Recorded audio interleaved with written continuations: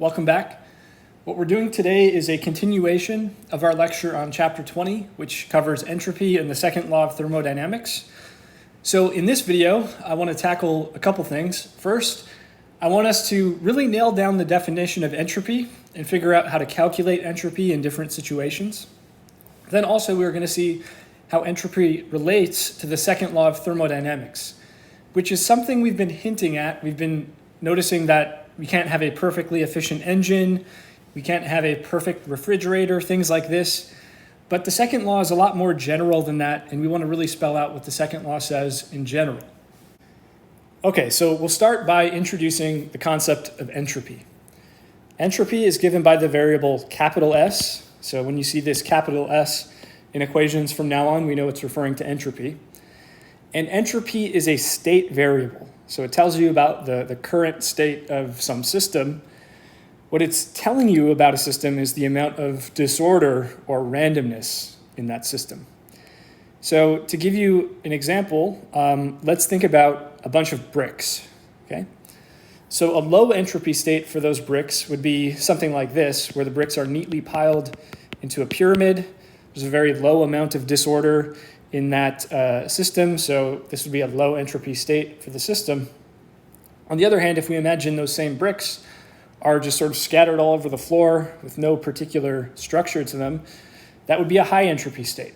So that's the difference between low and high entropy kind of conceptually. And the reason this is an important concept in physics is that entropy tends to increase. Okay? In other words, if we take a system, let's say these bricks that are nicely piled into a pyramid, and we just kind of let the system evolve on its own, it's totally possible for them to sort of collapse and for that nice organized structure to evolve into a high entropy state like this. But what you would never see is a pile of bricks scattered all over the floor that assemble themselves into the pyramid, right? We don't expect that to happen. The only way that could happen is if there's some kind of outside influence, like you physically pick the bricks up and move them into the pyramid, okay? But again, going from high entropy to low entropy is not something that tends to happen all on its own, okay? So that's the idea here. So as we've been hinting at, with various things like the fact that you can't have a perfectly efficient engine and you can't have a perfect refrigerator, things like this, the second law of thermodynamics is a way of explaining why certain processes don't happen, okay? Why certain processes can't happen. And in order to really get there and fully flesh out the second law of thermodynamics, we need to come up with a mathematical definition of entropy, an equation for entropy that we can use and do some calculations with. So how do we calculate entropy then? So what I'm going to show you here is a formula developed in the mid-1800s by someone named Rudolf Clausius. This is sometimes called the Clausius definition of entropy. And what it tells you is a change in entropy that a system undergoes during some kind of reversible process. Okay, so ds, think of that as a change in entropy, but not only that, some kind of infinitesimally small change in entropy. That's ds. So Clausius discovered that this is given by dq divided by t. ds is equal to dq divided by t, where t is the absolute temperature of the system. So we're going to be measuring the temperature in Kelvin for this to work. And dq is just some infinitesimal amount of heat added to the system during the process. Okay? That's how we think of a change in entropy according to the Clausius definition. And so what if I don't want some tiny little change in entropy, but I want some finite change? Well, the way you would do that is simply to integrate both sides. Integrate ds, integrate dq dt, dq over t, I should say. And on the left side, you'll just end up with delta S. That's some kind of finite change in entropy. That's going to equal the integral from some initial state of your system to some final state of dq divided by t. So you're integrating dq over t to get the entropy change. Okay, so it's important to remember that this, strictly speaking, is only going to work for a reversible process. So it's natural to wonder, what do I do if I'm dealing with an irreversible process of some kind? Well, the basic idea is this. If I want to calculate delta S for an irreversible process, I'm going to start by finding a reversible process that has the same initial and final states. So let me give you an example of that. Let's say we've got a PV diagram, pressure versus volume shown here. And I can talk about my initial state. Maybe it's this point on my PV diagram. That's where my system starts off.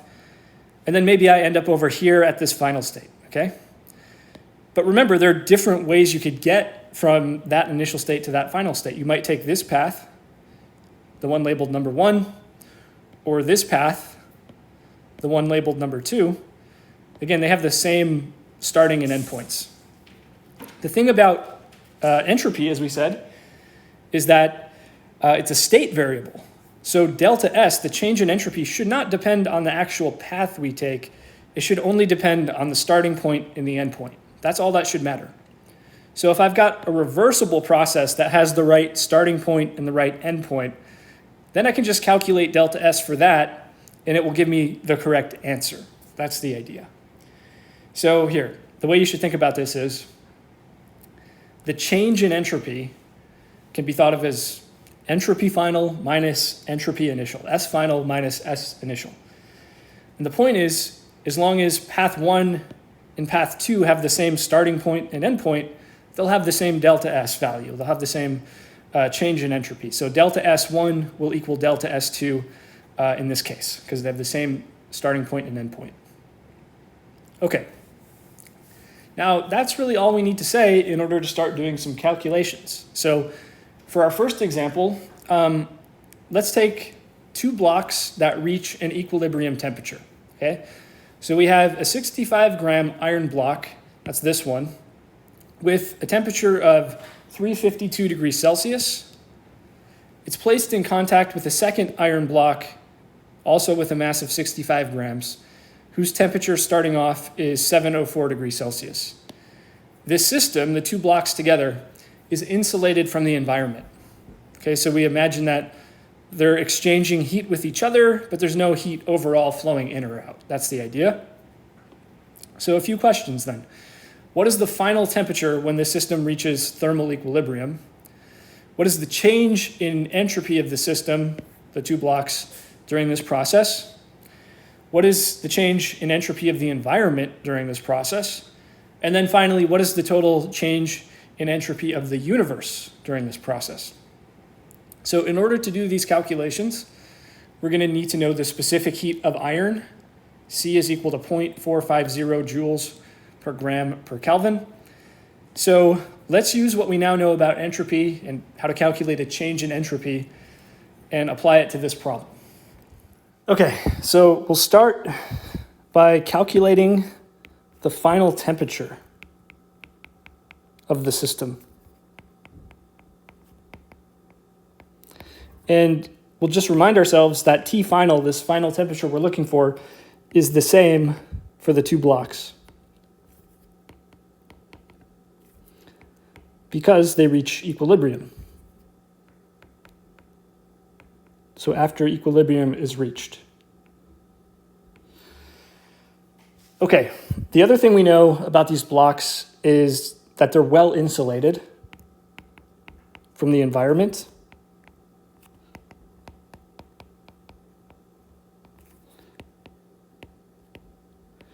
Which means that the total heat is equal to 0. So again, if Q total were something positive, that would mean there's some overall amount of heat flowing into the system from the outside. If Q total was negative, that means heat is flowing out of the system. But if it's insulated, neither of those things are happening, and the total heat flow is equal to 0. But the thing about Q total is that it's just the sum of Q1 and Q2. That equals 0. And each one of these heats, Q1 and Q2, is just MC delta T. So I have M1 C1 delta T1 plus M2 C2 delta T2. Again, what this says is There's heat flowing between the blocks, but there's no heat flowing in or out of the blocks. So one thing I'll note is that M1 and M2 are the same. The two blocks have the same mass, so we can cancel out the mass terms. The blocks are also made out of the same stuff. C1 is equal to C2. Same specific heat. That can be canceled. And what we're left with is delta T1 plus delta T2 is equal to 0. Now let's remember block number 1 is the colder one, so this is going to increase in temperature. Block number 2 is the hot one. Its temperature is going to go down, so that will be negative. So the positive delta T1 added to the negative delta T2 gives you 0. That's what this tells us. Remember, delta T is T final minus T initial. So for delta T1, we have T final minus T1 initial. For delta T2, we have T final minus T2 initial. That's what's equal to 0. So we have 2 times T final on the left side. If we put the T initial terms over to the other side, we have T1 initial plus T2 initial. So to solve for T final, I can just divide by 2. So a half T1 initial plus T2 initial, which, by the way, should make sense. What this is telling us is the final temperature is exactly halfway between the two starting temperatures. So if you have two objects with the same mass and the same specific heat, and you allow them to reach equilibrium, they're just going to reach a temperature that's exactly in between the two starting temperatures. And that is going to be a half of 352 degrees Celsius for T1 initial plus 704 degrees Celsius for T2 initial. And this will give you 528 degrees Celsius. Okay, that's the final temperature of the two blocks. The next thing we want to do is think about entropy changes. So the entropy change of the system, that is the two blocks, is what we'll consider first. Now remember the general formula we have. We have delta S is equal to dq over T integrated between some initial state and some final state. That's the Clausius definition of entropy. And what we have to now think of is, what are we going to use for Q? Well, if something is undergoing a temperature change,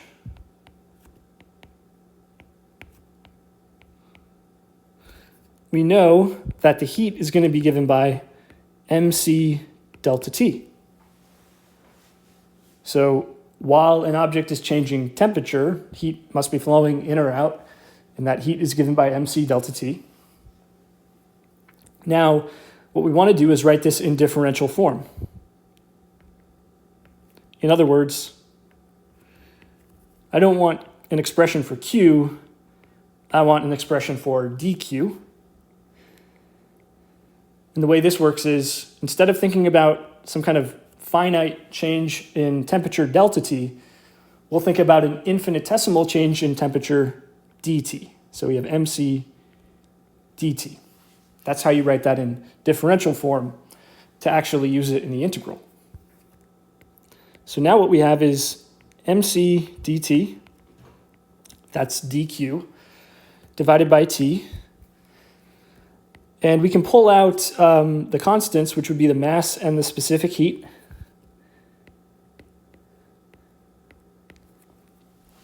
And of course, we have dt over t left over in the integral. We should probably put limits on this. Temperature limits. T initial is where we start. T final is where we end up. Okay, so this integral is something we keep seeing time and time again. 1 over t integrates to natural log of t. So we take that between the limits of t initial and t final. So I'm going to have mc. When I plug in the top limit, it's natural log t final. Subtract natural log t initial. And we know that we can combine these into the same natural log by division. So we have MC natural log T final over T initial. So to be absolutely clear, this is true for each block individually. Okay, so if what we want is the total entropy change of the system, which has two blocks, well, that would be delta S for the first block plus delta S for the second block, which would be M1C1 times natural log T final over T1 initial. That would be the first block's entropy change. But we'd have a second term, which looks like M2C2 natural log T final over T2 initial. That's how we would get the entropy change of the system. Now, before we plug anything in and calculate what that is, we need to convert temperatures to Kelvin. Because remember, this only works if we have temperatures in Kelvin now. So for T final, that was 528 Celsius. We'd have to add that to 273 to give us 801 Kelvin.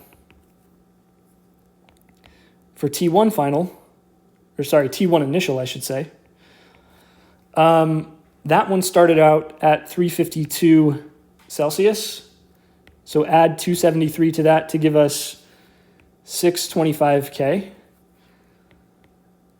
And then T2 initial, that was 704 degrees Celsius. Again, add 273, and that will give us 977 K. So now we have all the temperatures in Kelvin. So to do the calculation of delta S for the system, we're going to have M1, which is 65 grams, times C1, the specific heat of iron, 0.450 joules per gram Kelvin. And then we'll have the natural log of T final, which is 801 K, divided by T1 initial, which is 625 K. And we'll add that to M2, which is also 65 grams, times C2, which is 0.45 joules per gram Kelvin, times the natural log of T final, which is 801 K, over T2 initial, which is 977 K. So, if you do the multiplication for the first term, what you're going to get is 7.257. The units are joules divided by Kelvin. So I forgot to mention that earlier. The unit of entropy is a joule per Kelvin because we're taking heat and dividing by temperature, so joules over Kelvin. And notice how grams cancel out to give you that final unit. We'll keep 3 sig figs on that. If we do the multiplication for the second term, again, grams cancel out, leaving us with joules per Kelvin. This one works out to something negative.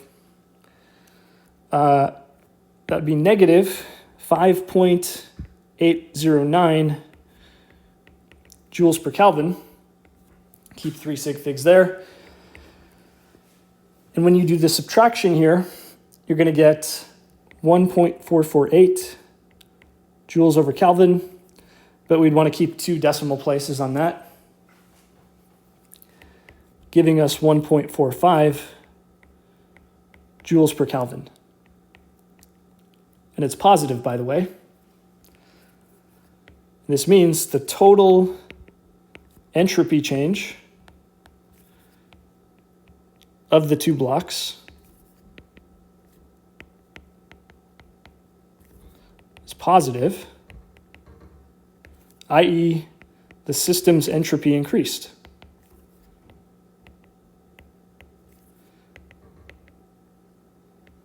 So technically what happened is block 1 increased in entropy, block 2 decreased, but the increase was bigger, so the overall increase the overall effect is you have a positive delta S for the system and an increase in entropy, okay?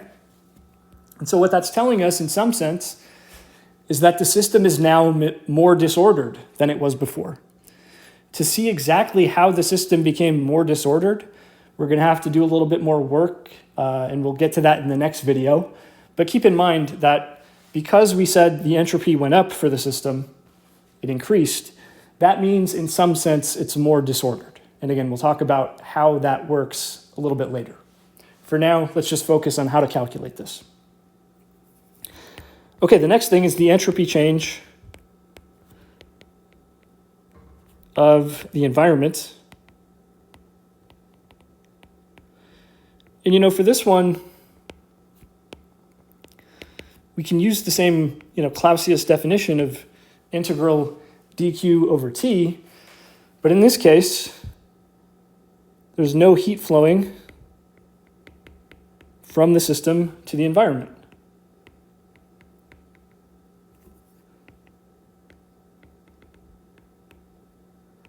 So when we think about the environment, we know that dq is equal to 0, which ensures that this integral also comes out to 0.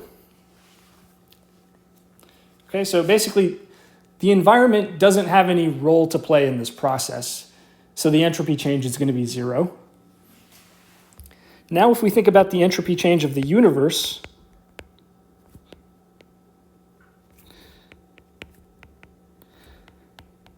well, first, what do we mean by that, the entropy change of the universe? Well, if we think about delta S for the universe, that would be the entropy change for our system plus the entropy change for our environment. Remember, the system is just the two blocks that we're choosing to analyze, okay? And then the environment is literally everything else.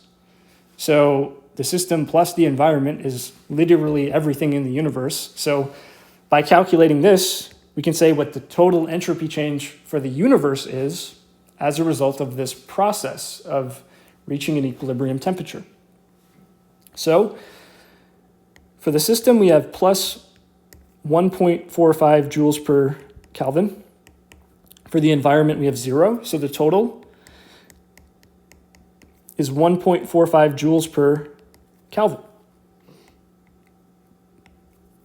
Okay, what is this telling us? The entropy of the universe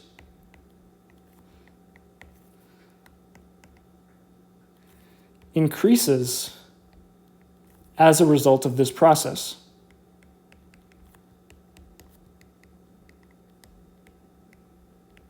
So again, in some sense, the overall disorder of the universe has gone up a little bit as a result of this process.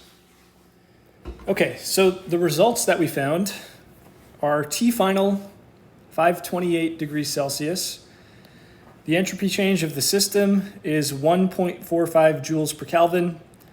For the environment, we had 0 entropy change because this process doesn't involve any heat going into the environment.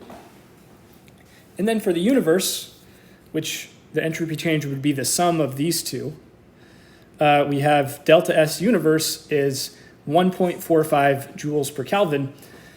Now, of course, you need to know how to calculate this and get the number right, but I really want you to pay special attention to the fact that the number is positive. Okay, so the entropy of the universe has increased in this process. Okay, so just keep that in mind. So let's take a look at another example. In this example, we have heat flowing from cold to hot. So we know that this is not something that really happens, right? If you put a cold block next to a hot block, what happens is heat flows this way from the hot to the cold block like this. And what happens is they reach the same temperature. You can imagine a hypothetical process where heat flows the other way. So heat flows out of the cold block into the hot block. It makes the cold block even colder, and it makes the hot block even hotter. We're just going to imagine that that's what's happening, even though in reality that's not what's going to happen. So we'll have the same two iron blocks from the previous problem, which are both 65 grams. And suppose that instead of reaching an equilibrium temperature, the first block cools down to 322 degrees Celsius, and the second block heats up to 734 degrees Celsius. What would be the change in entropy of the system in this hypothetical process? And then what would the entropy change of the environment be? And then what would the total entropy change of the universe be? For iron, we have the specific heat, so again, we'll use that in our calculations. So let's work this one out. So we'll start, as we did before, with the entropy change of the system, which is the two blocks. And in the previous problem, we have a perfectly good expression that we can use to calculate this. So using the previous result, that delta S for the system is equal to delta S1 plus delta S2, which is M1 C1 times natural log T1 final over T1 initial, plus M2 C2 times natural log T2 final over T2 initial. So that still works. It's just that in this problem, we have different values for the temperatures to consider. From the previous work we did, we know that the initial temperature converted to Kelvin is 625 Kelvin for block 1, and the initial temperature for block 2 is 977 Kelvin. Now what we're dealing with is T1 final equaling 322 Celsius. So 322 plus 273 is equal to 595 K. T2 final is 734 Celsius plus 273, which is equal to 1007 K. So now it's just a matter of plugging and chugging. Delta S for the system is M1, which is 65 grams, times C1, 0.45 joules per gram times Kelvin, times the natural log. Okay, so now the final temperature for block 1 is 595 K. We divide that by 625 K. For block 2, we have a mass of 65 grams once again, times a specific heat of 0.450 joules per gram Kelvin, times the natural log of T final, which now we'll imagine is 1007 Kelvin, divided by the initial, which is 977 Kelvin. Okay, so if you actually crunch those numbers, you're going to get something negative. Negative 0.55 joules per Kelvin. Okay, what about the entropy change of the environment? So this is really the same as before. Because this process we're looking at doesn't involve any heat going into the environment, we can say that delta S for the environment is still 0 for the same reason as before. Therefore, when we think about the entropy change of the universe,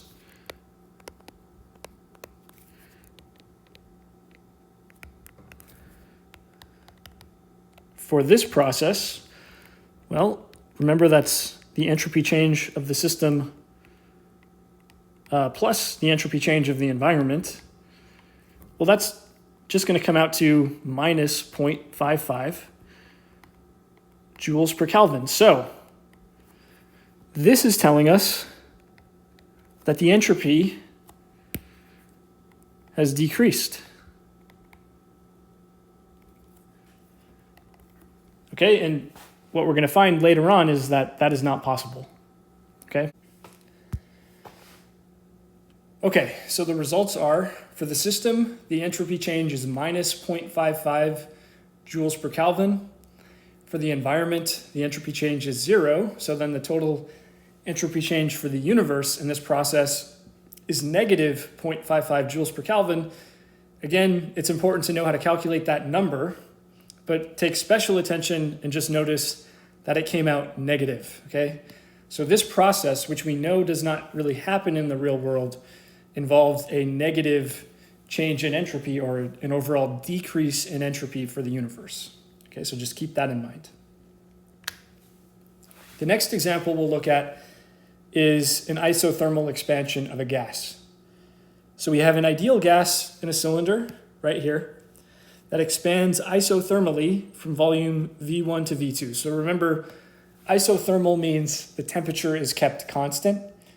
As we saw in the previous example, in order for that to happen, in order for the temperature to be held constant as it expands, it has to be connected to some heat bath or heat reservoir. This is just some really large system that can exchange heat with our gas, and the temperature over here is also T. So while the piston is moving, we're going to suppose that it moves with no friction. Question is, what is the entropy change of the system? That's going to be the gas. That will be our system during this process. And then also, what is the entropy change of the environment? That's going to be this heat reservoir. And then finally, what is the total entropy change of the universe? So let's work this out. Okay.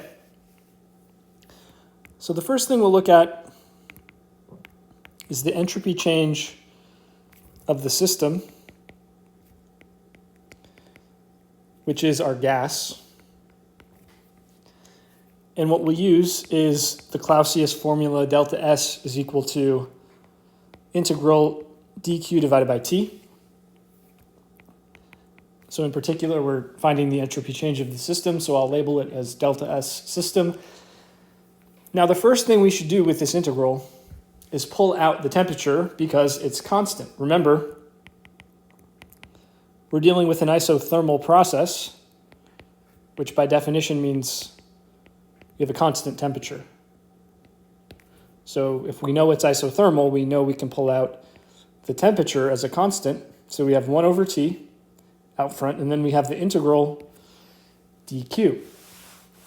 Well, what does it mean to integrate dq? dq is a little infinitesimal amount of heat added to the gas in this case.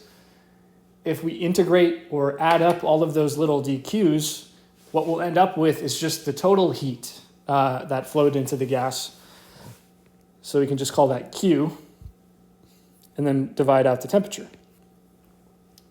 So this would be, in particular, Q for the system, the total heat that flowed into the gas during this process divided by the temperature, which was held constant during this process. Okay, so to go any further with this, we should think about how do we calculate Q? Well, the first law for ideal gases that we learned about in the previous chapter goes like this. Q is equal to W plus delta E internal. But the thing about internal energy change, if you remember, it's given by NCV delta T for some ideal gas. But in this case, delta T, the change in temperature is 0. There is no change. Temperature is held constant. So there's no internal energy change either. Delta E internal is equal to 0. So that can be crossed right off. Therefore, the heat, if we have an isothermal process, is just equal to the work, which is equal to integral PdV, if you recall. Okay. To actually evaluate that integral, I want to look at the ideal gas law, which says PV equals nRT, or pressure is equal to nRT divided by V. So if I put that into the integral, we have nRT divided by V, that's what I'm subbing in for the pressure, times dV. That's what we're integrating. But once again, I can pull out some constants. N, the amount of moles of gas, R, the ideal gas constant, and the temperature, these are all constant. Again, because we have an isothermal process, T is constant. Which means all that's left in the integral is dV over V. We have to take this between initial volume V1 and final volume V2. So we have nRT times natural log, because 1 over V integrates to the natural log. And we've seen this integral so many times before, let's just skip to the result. This becomes natural log V2 over V1, okay? So therefore, delta S system is Q, which we found to be nRT natural log V2 over V1 divided by T. Cancel out the temperature. We're left with nR times natural log V2 over V1. Okay, so that's a formula for the entropy change of the system during this isothermal expansion. Now for the environment,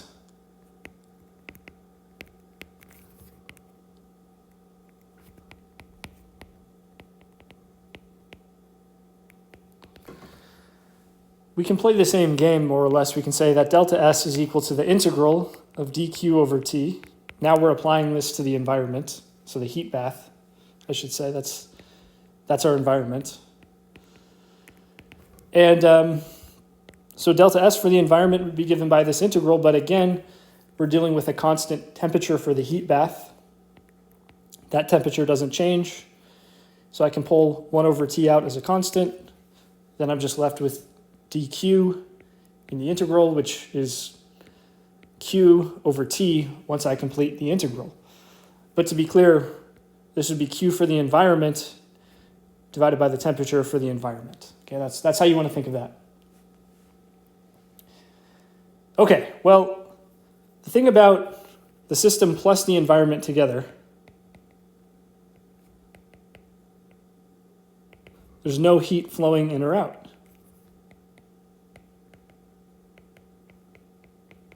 So in other words, there's certainly heat flowing between the gas and the heat bath, but there's no heat flowing in or out of that larger system as a whole. So we can say Q system plus Q environment is equal to 0, which means Q environment is just equal to minus Q system. Okay, what that tells you is, let's say some heat flows into our system. That means an equivalent amount of heat is flowing out of the environment. So they're the same heat, but there's a negative sign. Okay, because heat flowing from one just goes into the other. So the Q value for the system was minus N times RT, natural log V2 over V1. That's what we calculated up here. So I just need to put a negative sign in front of that. And then divide out the temperature. That goes away. And we get minus N times R, natural log V2 divided by V1. Okay, so what about the entropy change then of the universe? Which again, that's the system plus the environment together.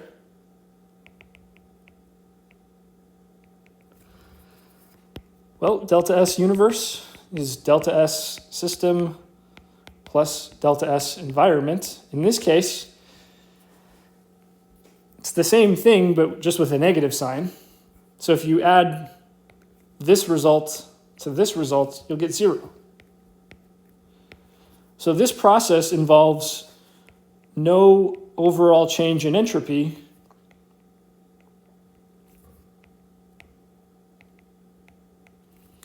of the universe.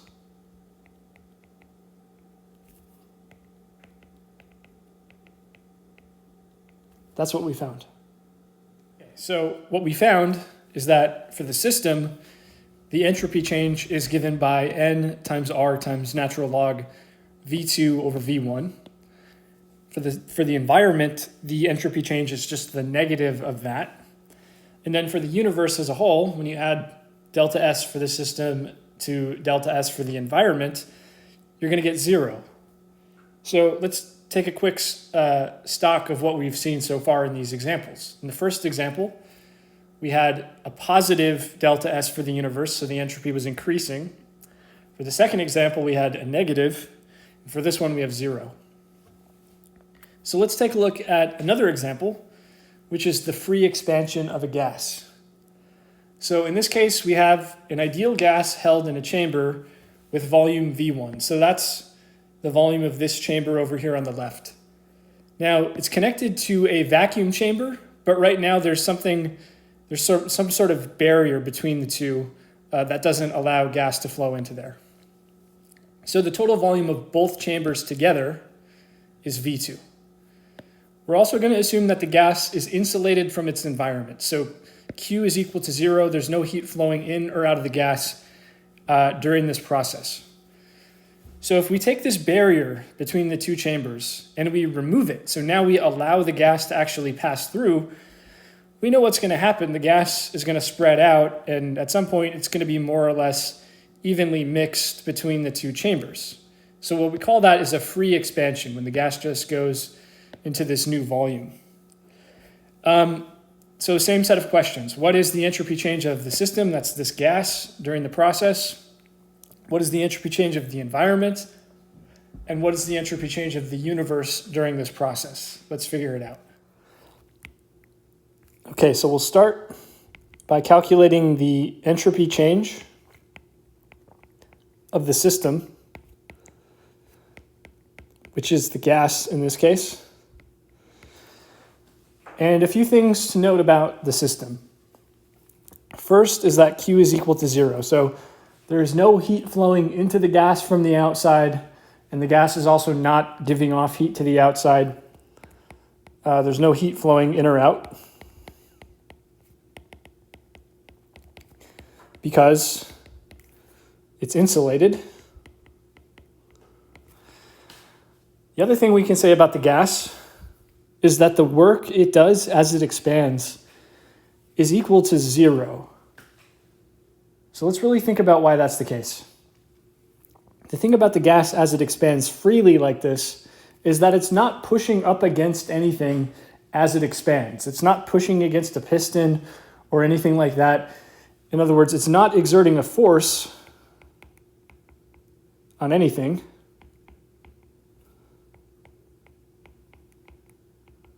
As it expands. And it would have to be exerting a force on something over some distance to be doing any work. And that's just not the case when it expands freely and it's not pushing on anything as it expands. So therefore, if we take the first law as it applies to ideal gases, we have Q is equal to W plus delta E internal in a situation where Q is equal to 0 and W is also equal to 0. So guess what? Delta E internal is equal to 0. Remember that delta E internal is given by NCV delta T. So if we're saying the internal energy of the gas is not changing, we're also saying the temperature of the gas is not changing. Okay, so delta T is equal to 0. So during this free expansion of the gas, the temperature is not changing. That's really important to see. Now, the reason I'm going through all of this before we calculate the entropy is that the process we're looking at, the free expansion, is not reversible.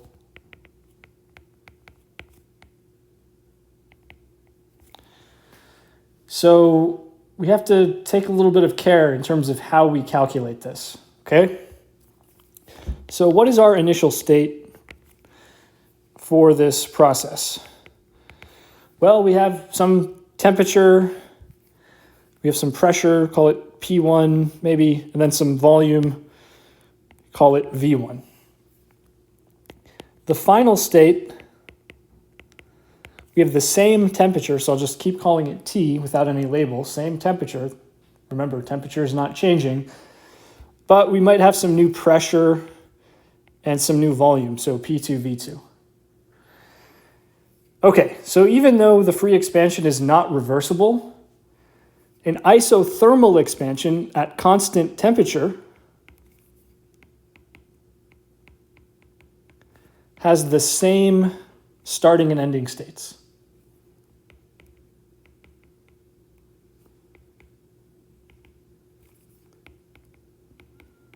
And it is reversible.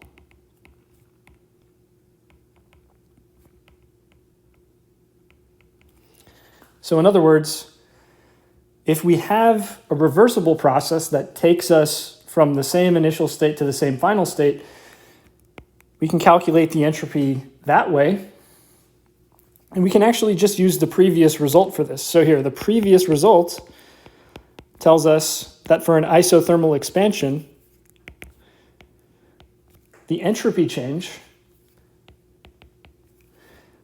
is given by n times r times the natural log of V2 divided by V1. So we can use that. That's the entropy change of our system. Now, the entropy change of the environment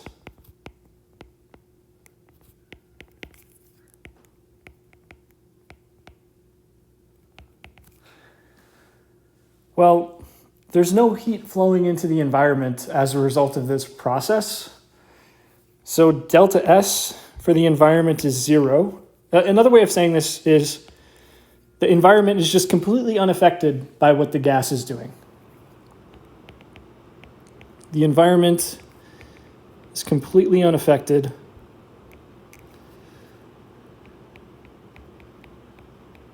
by this expansion of the gas.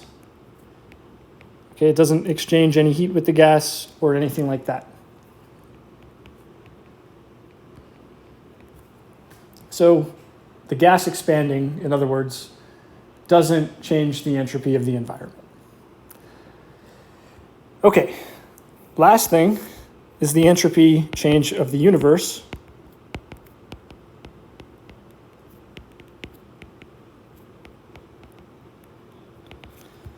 So we've seen how this goes before. It's the sum of delta S for the system plus delta S for the environment, which is going to be n times r natural log V2 over V1 for the system plus 0 for the environment. So that's the answer. For the universe, the entropy change is n times r natural log V2 over V1 for this free expansion of a gas. So let's take a look. We have, for the system, delta S is n times r natural log V2 over V1, as we just said. There's no entropy change for the environment as a result of this process. And for the universe, we have n times r natural log V2 over V1, which is something positive, okay? So this process increases the total entropy of the universe. Okay, just keep that in mind. It's something positive. Okay, we'll keep going with examples. The next example is the Carnot cycle. So consider the Carnot cycle, which involves an isothermal expansion, followed by an adiabatic expansion, followed by an isothermal compression, followed by an adiabatic compression. That's one full Carnot cycle. So in one full Carnot cycle, what is the entropy change of the system, which is the gas in this case? And then what is the entropy change of the environment? What is the total entropy change of the universe in one full Carnot cycle? Let's answer these questions. Okay, so we'll start by noticing that in the Carnot cycle, we have two isothermal processes, one here and one here, and we have two adiabatic processes. So all processes in the cycle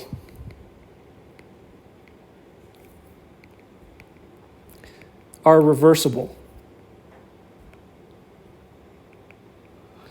And remember what that means? They happen quasi-statically, so very, very slowly, and without any friction. So remember, when we think about the Carnot cycle, each process is kind of an idealization where we think of it as happening quasi-statically and without any friction. Okay, so that's what we have, and that automatically implies we have a reversible process. That's really the definition of a reversible process. So if we consider the adiabatic processes,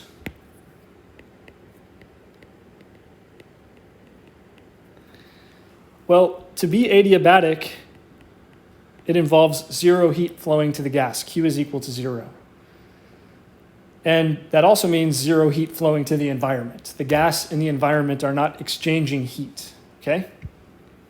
So therefore, delta S, given by dq over T integrated over the process, is always going to be 0. And this holds true for both the system and the environment, just due to the fact that there's no heat flowing, okay? On the other hand, if we look at the isothermal processes, we worked this out already. We saw that the system, that is the gas, is going to undergo an entropy change of plus nR times natural log V final over V initial. And we saw that the environment is going to have an entropy change that's just the opposite of that, minus nR times ln V final over V initial.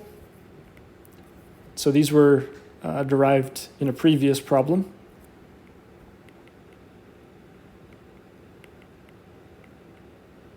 So we'll just use that. So now let's think about the total entropy change of the system for the whole cycle.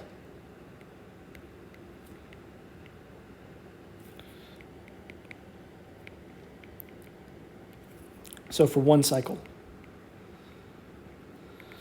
Okay, so delta S for the system total would be the entropy change for the first isothermal process that takes us from point A to point B, which would be plus nR natural log. Okay, the final volume is VB, the initial is VA. Then we have an adiabatic process that takes us from B to C. There's no entropy change associated with that. We just found that. Then we go along another isothermal curve from point C to point D. Entropy change is going to be plus nR natural log. V final is VD. V initial is VC. And then we end the process with one more adiabatic curve. And we said earlier that that involves no entropy change. So basically we have n times r times these two natural logs, but we can actually put them together. We have VB times VD over VA times VC. If you take the natural log of that whole thing and multiply by nR, that is the total entropy change of the system.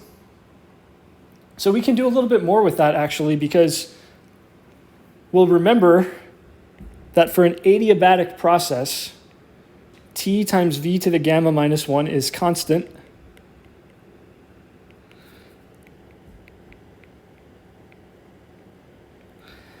And we're going to use this to relate those four different volumes, VB, VD, VA, and VC, that appear in the expression we have.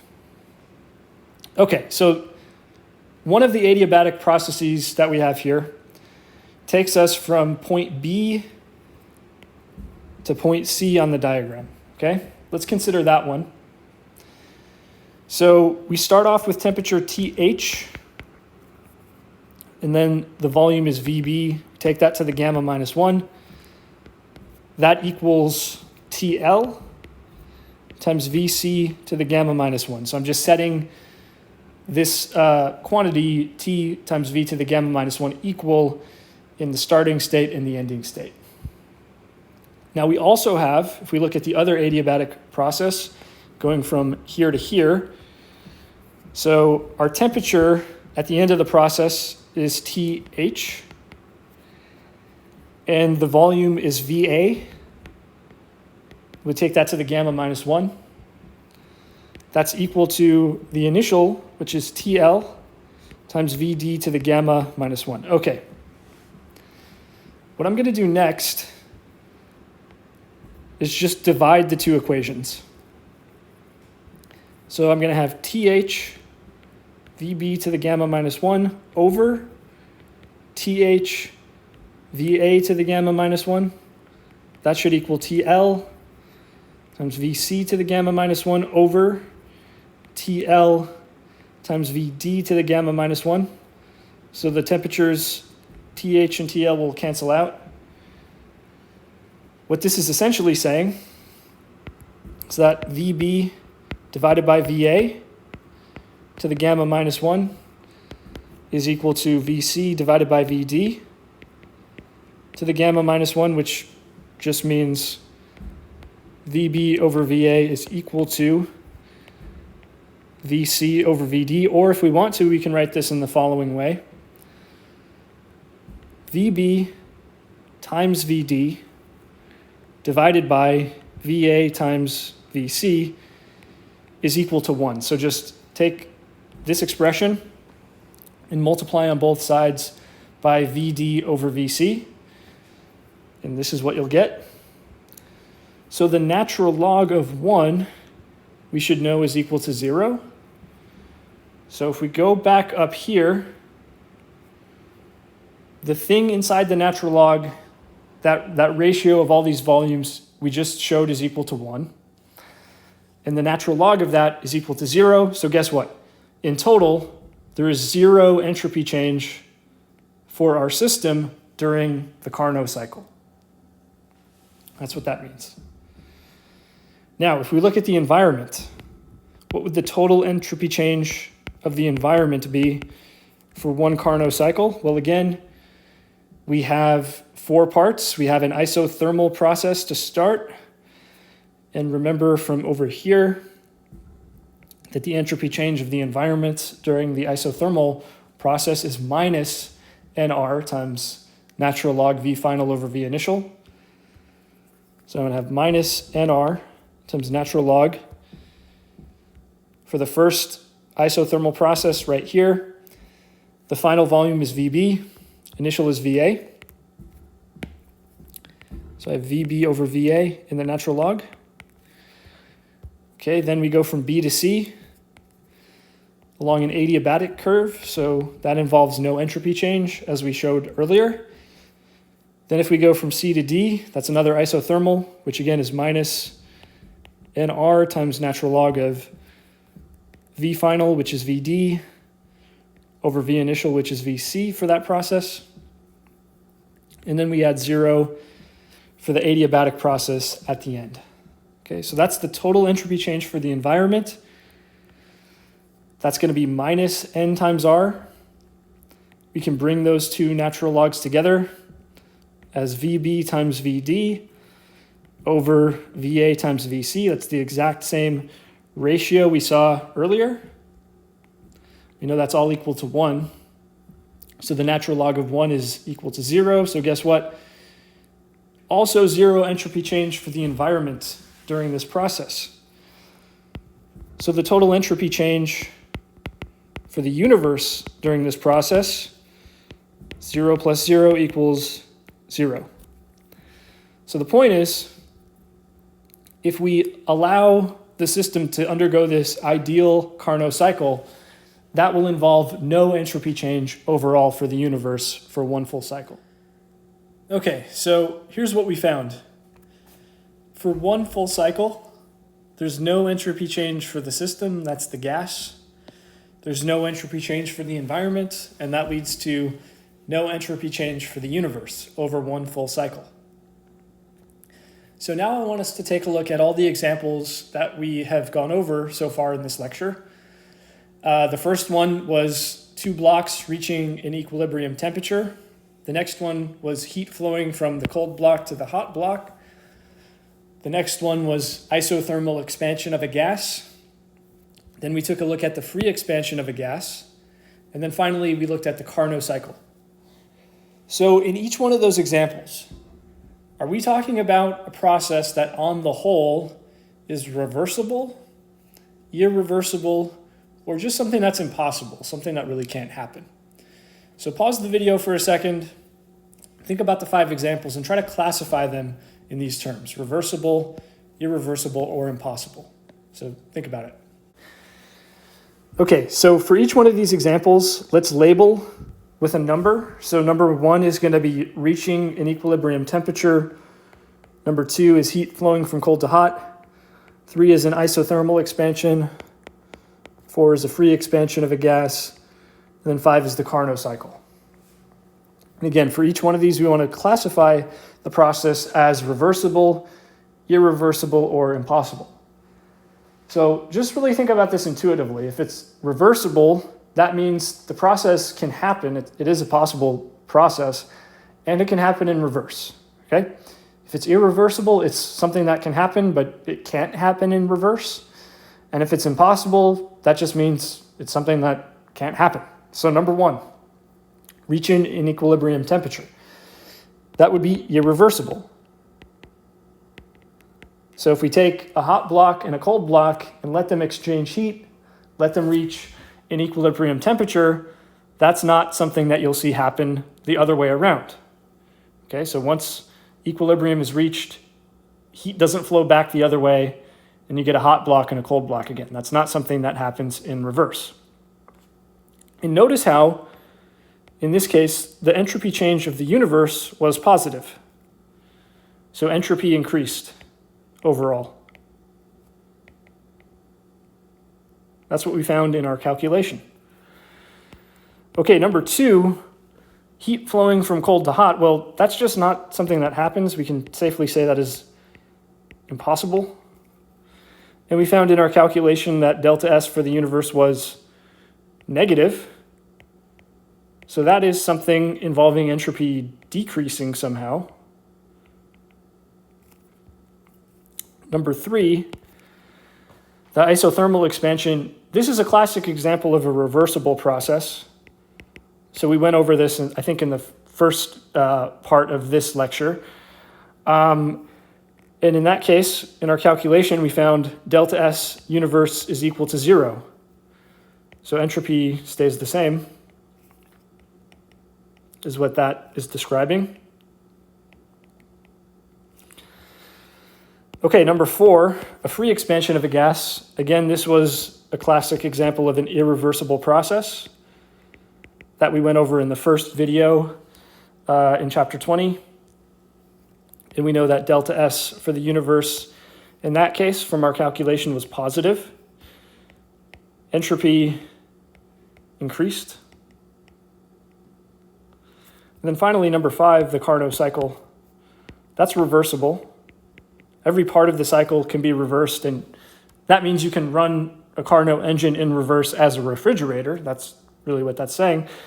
And again, delta S for the universe, we just calculated, was 0, so entropy was staying the same.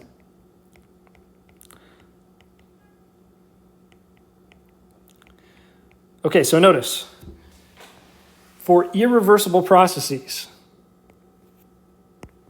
1 and 4, that involves the entropy of the universe increasing.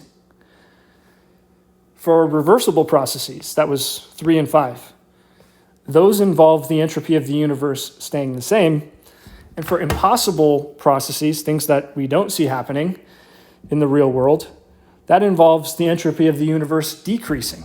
Okay, so that's the summary of these examples, and it brings us to a really important point. Okay, so what we found in those 5 examples actually holds true generally. There's a general relationship between entropy and reversibility that I'd like to get into right now.